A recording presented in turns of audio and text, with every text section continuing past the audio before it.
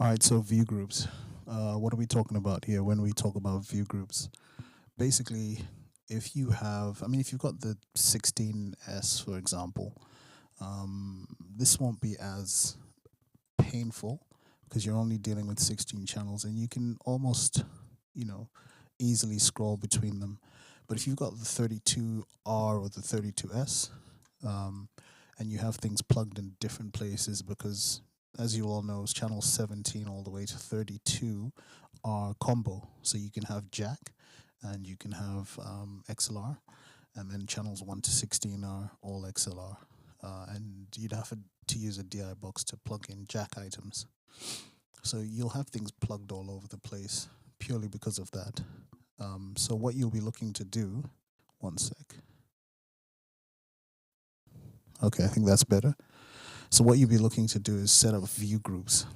Now, how you do that is you'd come into this section here underneath where it says main, click on here, and then all of a sudden you've got groups. Now, there are some that I've already pre-created and pre-assigned. So for example, I've got drums here, and I've assigned channels 1 to 6. And if I do that, it just shows me the drums. If I come back into this section, what I can also do is I can see just the instruments. Now, the cool thing that this does is what it does for you is if you were viewing one thing, say the drums, and you decided you wanted to view something else, it automatically gets rid of the drums. And then it's now only just giving me the channels that I've assigned as instruments. And I can only just see those channels. However, if you wanted a situation where you wanted them to add on, rather than creating a whole new view group for drums and instruments, you just come down here, hit multi-select, and then do drums and instruments. And even though I selected drums second, you can see that the drums were still put at the beginning because the channel order, the order of the channels, puts drums as the first 4 channels, I think it was. And then the remaining channels were the instruments. No, first 6 channels. And then 9 to 16 were instruments. So it'll still order them in the same order that you want them to be in. It won't sort of put them at the back, but you have that as an option. So you can multi-select. Now what I've done here is I've left 2 blank ones here so I can actually show you how to set up a view group. So if I come into E, there's nothing currently set up under E. So that's why the screen is blank and you've got the cool little Mackie logo at the back. First time I saw this, I thought these guys are copying Yamaha. How dare they? But now the Mackie logo has grown on me. So what you do is you select E, then you go to assign.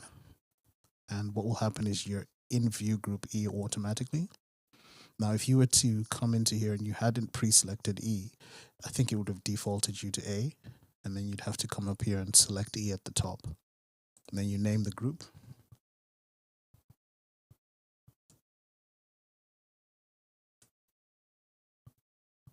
Typing with one hand. Once you've named it, that's fine. You don't have to hit enter or anything like that. Then all you do is you select the channels that you want to use in that view group. Now, here's what I'm going to do. I'm going to select a few channels. I'm going to select some FX channels. I'm going to select some subs and a VCA. Okay, then I'm going to close that. So your view groups aren't just limited to individual channels. You can actually include within your view groups effects channels. You can include subgroups. You can include VCAs. And because I've got subgroup 3 and 4, I can link them over because they do link over. And I can use them as a stereo pair, or I can unlink them and have them separate. You'll always have your main left and right on the right regardless. So even if you had multiple ones that were cutting across, they would just cut across under and you'd have to scroll across. But here's a pretty cool thing. You can select other items that aren't just individual channels. So let's go back in here, go into F. Oh yeah, if you want to edit something that you're already on, so if you're already in there, in anything, just select the one you want to edit. In fact, let's go to audience mics and then come into assign. we're already in, we're in anything. Okay, never mind. Well, I thought it was going to do what it did for me at the start. Or maybe I didn't select it. But anyway, you have it here.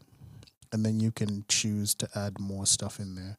So you've got all the subgroups, all the VCAs, all the FX channels. You've got return 1 and 2, and then you've got all 32 channels. And these will form your view groups. These are just channels you need quick access to should you need to change or make any adjustments to something. So for example, you could be doing a concert, or you could be doing a play, for example. And you know that during this particular scene, you need access to these mics. And then in another scene, you need access to this mic. So you can set up your view groups per scene. And then you can have scene 1, scene 2, scene 3. You can have a break maybe where you just have access to the music, the background music. And then you come back scene 4, scene 5. And you can do it that way. And then that way, as the scenes go, you don't have to see multiple channels. You can get to what you need very quickly. And if you needed to change things, you can change things on the spot, or you can change the entire view group or set up a new one. So you get 6 in total. And that's what you get from this. And 6 is plenty. I don't think I've ever needed to use anything more than that. And in fairness, once you get used to the mixer, especially if you use things like the overview page, you tend to find that you probably won't end up using view groups as much or at all. But yeah, that's pretty much view groups. So you've got all the channels. Oh, if you ever wanted to get back, I've seen people get stuck. So what people do is they will come into a view group, hit instruments, for example, and then see that. Then they're like, oh, I need to go back to the mains. They hit the mains, it doesn't work. They hit the auxes, it's still showing the same view groups. You have to go into the actual view group option, and you have to hit all. And then once you've hit all, it'll give you everything again. So don't panic. Okay. All right. Here we go.